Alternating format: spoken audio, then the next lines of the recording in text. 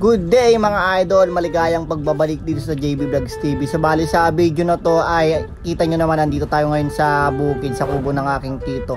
Naisipan namin na mag food trip kasi weekends naman, walang pasok tong mga kasama natin, yung mga pinsan ko. At eto kita nyo, nagpiprepare kami ng aming mga kakainin para sa aming budol fight. Tapos ayan, nagpuputol na yung pinsan ko ng kahoy na sabitan ng kaldero para paglagyan ng paglulutuan. Tapos ito yung baon pala namin, palakang bukid tsaka hito. Tapos ito yung pinsan ko at ginagawa niya na ng sabitan yung ating paglulutuan ng kanin, di ba?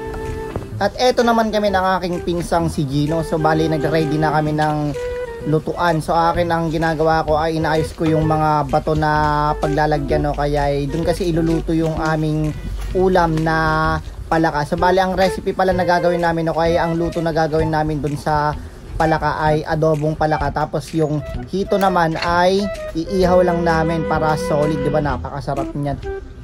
So bali eto, ganyan pala yung aming lutuan ng aming kanin nakasabit. Syempre dito naman sa kabila yung lutuan ng ating ulam, kasi sasabay na natin para mabilis lang nating maluto dahil tong oras na to ay medyo patanghalin na, kasi kaya nagugutom na kami. Naapunan na namin na maluto yung mga aming binaon na pagkain para makakain na kami, di ba? At ito nga pala yung ating hito, tinutuhog namin. So pansin nyo yung size niya, medyo hindi kalakihan, maliliit kasi native lang yan, nahuli lang namin mismo dito sa bukid. Pati yung palaka hinuli namin, inilawan namin kagabi. So bali siya yung binaon namin ngayon para at least may mga pang food trip din kami dito sa bukid, dahil nakakamiss naman magbudol fight lalo kapag mga pagkain exotic gaya na ito, di ba? Dito naman lulutuin na rin namin yung palaka. Ayan, so nilagay na namin yung mga pampalasa. So bali pinagsabay-sabay na namin, mabilis ang luto na to kasi gutom na talaga kami. Ayan. At nung medyo brownish na nga yung aming nilagay na pampalasa, so nilagay na rin namin yung karne ng palaka. Ayan. So dito napakasarap nito mga idol. So ang luto dito sa amin na alam ko sa palaka ay ginataan, tinola, tsaka yung ganto, yung adobo. Pero para sa akin ang pinakamasarap yung ginataan kasi parang mas okay yung panlasa para sa akin. Pero depende yan sa mga gusto natin, di ba? Para sa akin lang. At eto na nga, ayan, malapit na maluto yung ating adobong palaka. So yung amoy niyan solid, napakasarap. At tinigman na nung pinsan ko kung tama lang yung lasa niya. Ayan.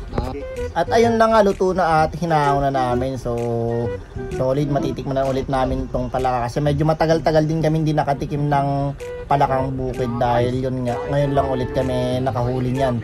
So nakachamba ko kayo, nakatiming kami kagabi, umulan, nag-ilaw kami, medyo nakarami kami ng huli.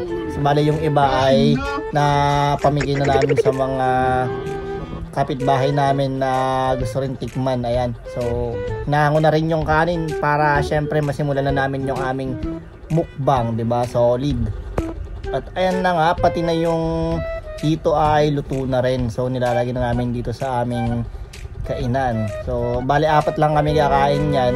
Actually itong aming hinain ngayon, para sa amin medyo bitin kasi itong mga kasama ko solid din kumain itong mga to, parang mala dinosaur, di ba? Solid sila kumain. Ayan, at magpipray na kami ng saglitan lang, tapos diretso chibog na. At yun na nga, pagkatapos namin mag-pray, ayan, kainan na.